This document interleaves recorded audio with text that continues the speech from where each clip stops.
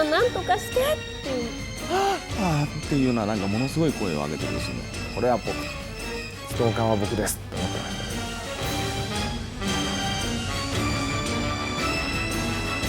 一緒に地獄に行きましょう。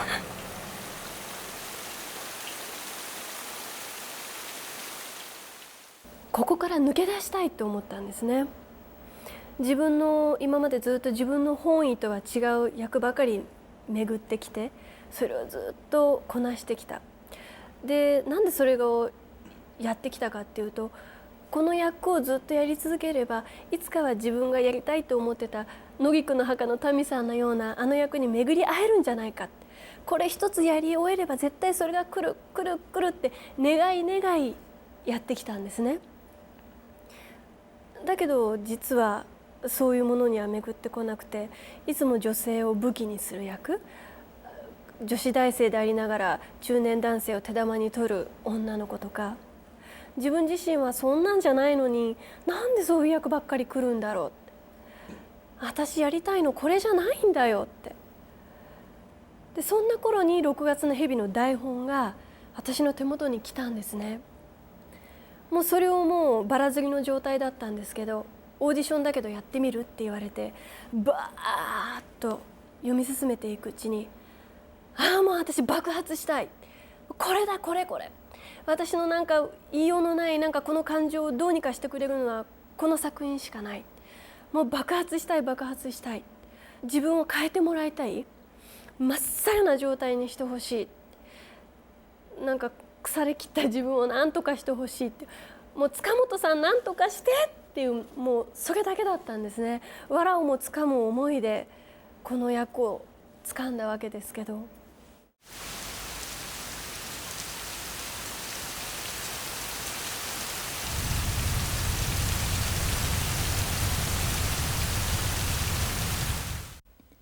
マネージャーみたいな人がいてね、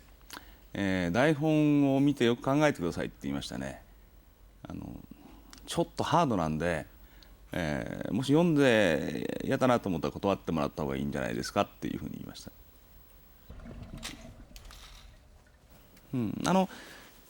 映画見ると分かるんですけど、僕は潔癖症の男として現れて、それですごい静かなんですよ。ちょっと変だなという、僕が選ばれたという、僕をなんか出そうと思ったらそこにあるのかなと思ったぐらいで、非常に不気味な存在ですよね。何かを自然にやってて、しかもそれの行動がちょっと異常だなっていうようなことが大事で、その異常さを出すところから、これはすごいなって、やりがいがあるなと思いましたね。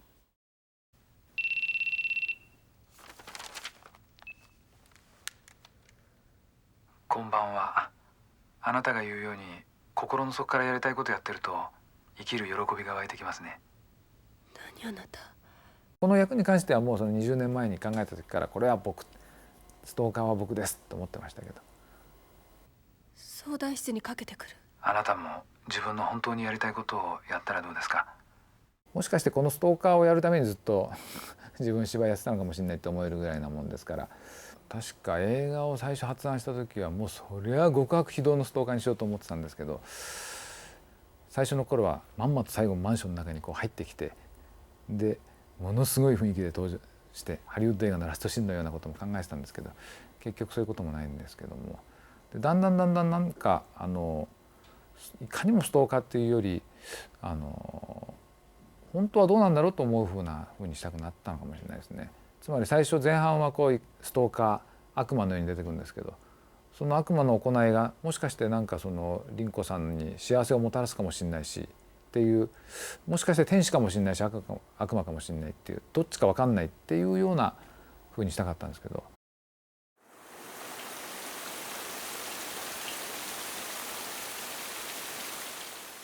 福祉関係の資格なんですけれど、ホームヘルパーってご存知ですか？あれをちょうど6月の蛇の撮影に入る前に偶然にも資格を取得してたんですね。でちょうどその勉強の中に人との対話の仕方ですか、話し方に至るまでそういうことを勉強したんですね。それで塚本監督に実はこういう資格を持ってるんだけれども活かせないでしょうかと。で監督はオーディションの時にじゃあまずそれをやってみてくださいと。人目なんか気にしないで逆に見せつけてあげればいいじゃないですか。心の底に眠ってた大切な願いじゃないですか。誰にも止められませんよ。で書かれたセリフのまんま教えられた勉強で教えていただいた通りのことを披露させていただいたら、まさに僕が取材のために電話をしたカウンセラーの女性が黒沢さんが今演じてくれたようなそんな言い回しでした、その通りでしたよ、だからもうその通りやってください、もう問題ないですね、いいです OK ですって、そこで太鼓判を押してくださったので、もうこれは凛子の役は私のものになったかもしれない、もう大丈夫だなこれは、不安になることはないっていう何か達成感と、これからなんか広がるであろう自分の世界に向けて顔を上げてたかな、空を見てたかなっていう、これはあんまり生きてないことだけど、そうですね、やっぱり映像みたいなことを演じるっていう意味で言うと、分からなきゃいけないですね。それのことを分かるためにはやっぱりその既成の誰か役者が演じたことをなぞる必要があったんですね。絶対に分からないと僕、例えばマーロン・ブランドになってみたりとか。じゃあそれで凛子の本当の姿全部だよ。カメラマンが現れて、僕は重彦さんは殴られて、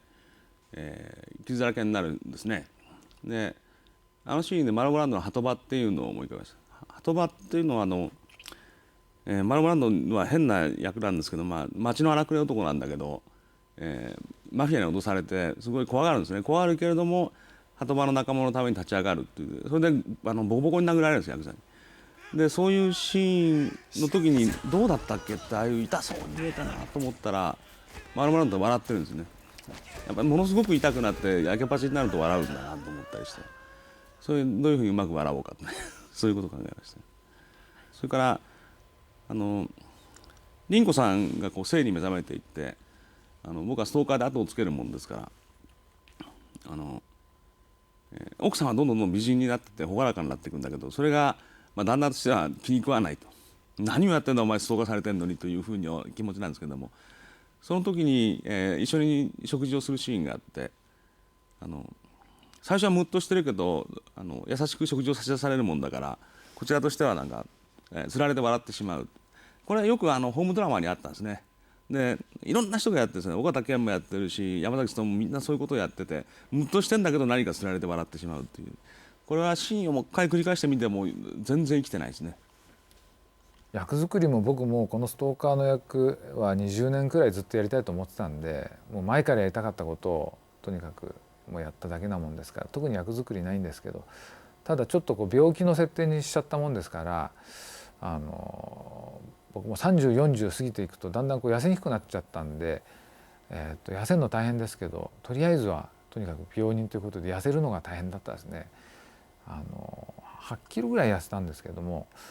8キロ痩せると役者としてはいいんですけど、監督で僕カメラも持ってるんで、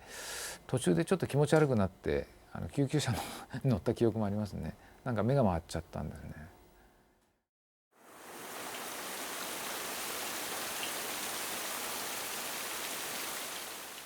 今回の台本でとても共感できたのは、塚本監督の台本が生身の女性を描いてるっていうふうに思ったんですね。いわゆる男性の頭の中で想像の中で描かれた役ではない、しっかり女の部分をえぐり出してる、また掘り下げてる、そういうのを感じることができたので、セックスレスの夫婦として悩んでいる女性の真剣な部分を私も受け止めることができたんですね。で、私も女ですから、愛してる人に愛してもらえない、抱きしめてもらいたい時に抱きしめてもらえない、触ってもらいたい時に触ってもらえないっていうね、この女の立場から見るこのもどかしさ、ああいう時ってなんかね、体のこの辺からなんか走る感じがするんです。体をふわーっとそれを感じたので、これはやっぱり避けて通れないな。真っ向から自分のこの私の体を使って全てさらけ出して表現したいって思ったんですね。だからそういう部分で共感できたので、細かい点でのこれはできないあれはできないとかいうことは私の中には全くなかったんです、細かいことを言えばね、確かにあんな行為はしませんし恥ずかしいし無理だけれど、でも凛子のこと考えるとしそう、やっちゃいそう、そうなりそうっていうふうに共感できたので、女として共感できたので、これはやってのけちゃったんだと思います。自分の中に潔さが芽生えた瞬間でもありますね。はい。塚本監督がこういうふうにやろうと思ったことは同じ世代だからです。40代の男だからだと思うんですね。だから40代の男っていうのはもうその男としてそういうふうに若い頃と全く違う人間になってしまったという、そういうことですね。つまり外敵が侵入してきて初めて、自分たちの愛情ってうまくいってなかったんだってことが分かって、それを取り戻すわけですけど、そこで目覚めないで大体こう眠ってる、僕は眠ってるお父さんですね。だからそこは共感できますよね。この道夫も本当は純愛なんですけど、凛子さんへの思いは多分。なんで私なの、なんで私なのよ。あなたが僕を生き返らせてくれたから。だけど攻め方が失敗してこれストーカーと呼ばれるようなことになってしまうっていうことで、本質は純愛なんだと思うんですけどね。本当に好きで凛子さんにも実は幸せになってもらいたいとも思ってるんじゃないかと思うんですけどね。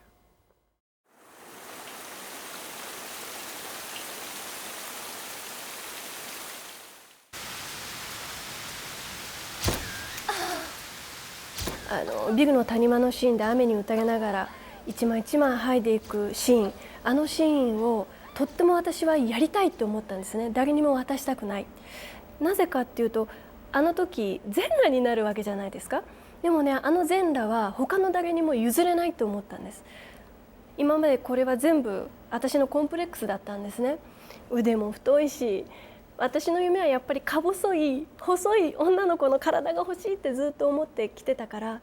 でもその自分のコンプレックスを跳ねのけるのもいい機会なんじゃないか。凛子を借りていろんな意味でこう自分が変わりたい、成長していきたいっていう思いの中で、あのシーン、あれは誰にも譲れないし、私のこの体が一番物語ってくれるんじゃないかって、あそこのシーンに全てを託しましたね。はい。飛鳥さんっていうのは、6歳か7歳ぐらいから子役やってるんですね。だから大ベテランなんですよ。だからあらゆるシーンでね、彼女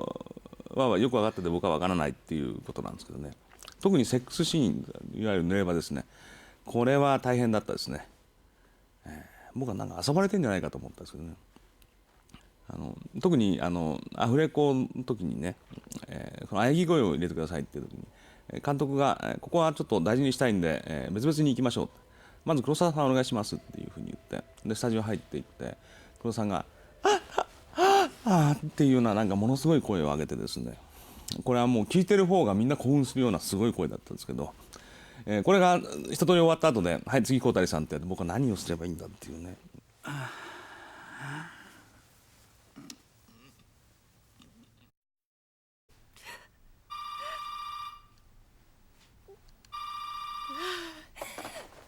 医者に行ってください。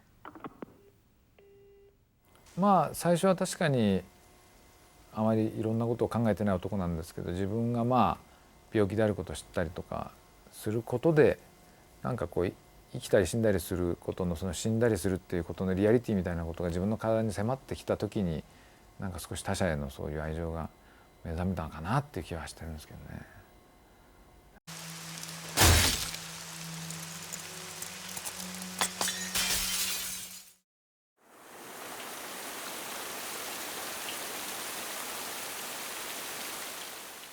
やはり監督ご自身も俳優として活躍されてますから、言葉にできない何とも言い難いどうしようどうしようどうしたらいいんでしょうっていう役者としてのこういう悩みに対してもなんかわかります、言葉にできないことだけど僕もなんかわかります、はいはいって一緒になって考えてくださる。基本監督なんだけれども基本ラインはやっぱりこの方も役者さんなんだなっていうふうに思いましたね。監督というよりもやっぱり役者塚本慎也っていう印象を私は受けましたね。黒澤明日香さんと会って読み合わせというのをやったんですよ、巣鴨の公民館で。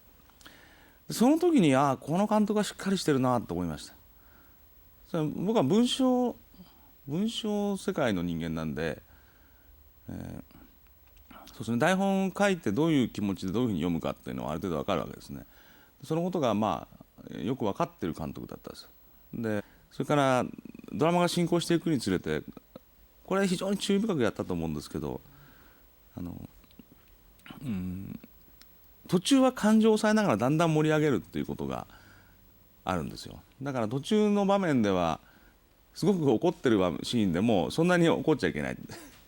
でそれをどんどん最後に向かって盛り上げるっていうようなことが、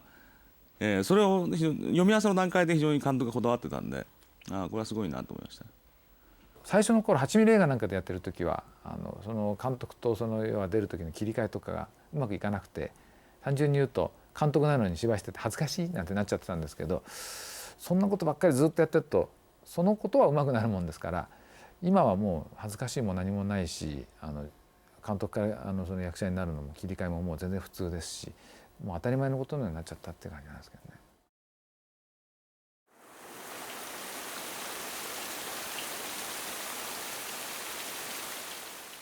私に芽生えさせてくれたのは、自分を信じていいっていうこと、自分の持っているもの、周りの人が今までずっと飛鳥のこの部分がいいんだって褒めてくれたことを、やっと私も本当そうだね、自分の持ち味ってこの部分だよねって受け入れることができたし、自分を信じてあげることができて、で塚本さんとお会いしたことで自分が大好きになりました。今一番自分が可愛いし、毎日がとっても楽しいし充実してますね。僕みたいにあんまりそんな役者が専門でもない人間にね、これだけいろんな要求をされて、しかもそれは高度な要求で、それをどうやってやろうかって考えるのは非常に楽しかったです。この役をやったことでなんか一種ちょっと長年ついてたものがポロッと落ちたような感じがするんで、達成感はあるんですね。それで見てても現場で一生懸命やったってこともありますし、こんな感じじゃないかなと思うんですけど、ただどっかでちょっと年齢的にこのストーカー少し年もう行き過ぎてんじゃないかなっていうのがあって、確かにもうそろそろやめ6月の蛇もなくなっちゃうかもしれないっていうのは、自分がストーカーやるモチベーションの下っていくものとシンクロしていくかもしれないですね。だから今やんなかったら6月の蛇も僕がストーカーとしてもやりたいわけですから、自分がストーカーをやらない6月の蛇ってないんで、今の時期を逃してたらもう作ることもなかったかもしれないなっていうのがありますね。じゃあそろそろ行くわ。